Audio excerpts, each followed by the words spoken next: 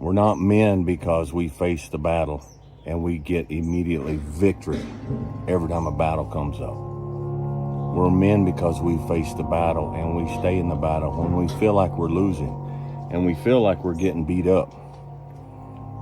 But we stay in there and we keep fighting and we plant our feet and we say, until death do I part, this is me and I will fight this battle, regardless of what the battle is. Nothing is permanent.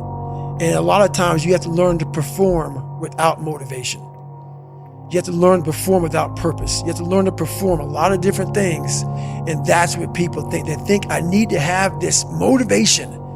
When it comes to desiring a life, looking at, okay, what is it that I want?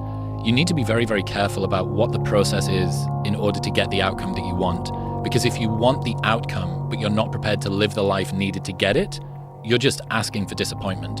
I'd say one of the strongest mental frames that has gotten me through my hardest times is thinking this will be the story that I will one day tell.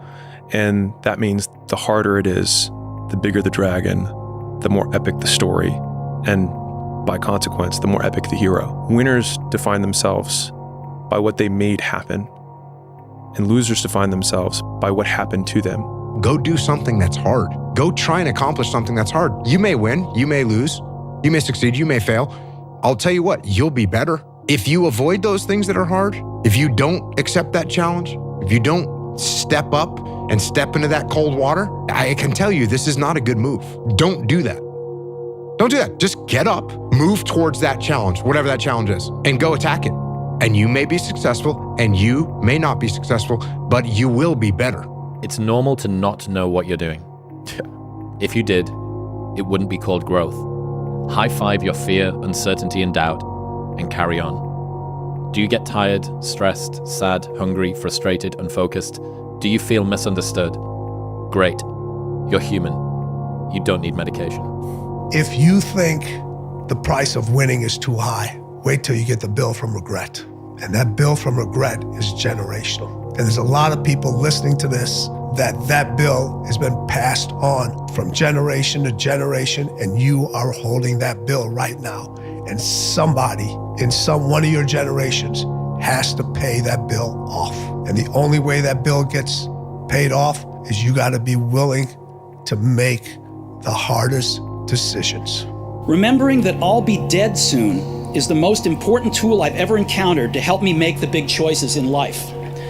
Because almost everything, all external expectations, all pride, all fear of embarrassment or failure, these things just fall away in the face of death, leaving only what is truly important. Remembering that you are going to die is the best way I know to avoid the trap of thinking you have something to lose. You are already naked. There is no reason not to follow your heart. Never complain, never explain. And what it means is, don't complain about life. Don't explain what you're doing or why you're doing it, just do it.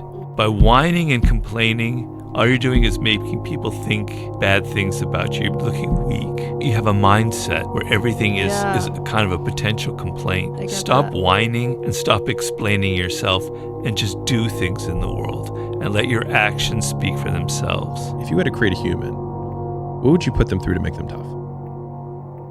It probably wouldn't be a really chill life. What would you put them through to make them patient? You probably wouldn't give them things immediately. And so it's like we want these traits, but each of the traits has a price tag attached to it. And it's just like, do you want to pay the price tag to get the thing? And so I think if people reframed the period of life that they're going through as the price that they're paying out of their wallet, but the wallet is their time, it's the seconds of life that they're trading for it, then I think more people would be willing to make the trade. We're all fucked up. Stop judging yourself against other fucked up people who have hidden it better than you. I had to stop giving a fuck about people. That was the biggest thing. I had to stop caring what people thought about me. I realized that everybody's fucked up. I walked around and I put these people on a fucking pedestal. Everybody was better than me. So I can't tell you anything about me because you're gonna judge me and I'm gonna feel even worse than what I am. Once you realize that you are not alone, everybody that's talking to you about how jacked up you are, only thing they've done better than you is they've hidden their fucked up world better than you have. That's all they've done. They've masked their shit better than you have, And now they're flipping it back on you and saying you're fucked up. Life is one big head game. And once you learn to play the motherfucking head game, it's no longer a game anymore at all. You can start living your life.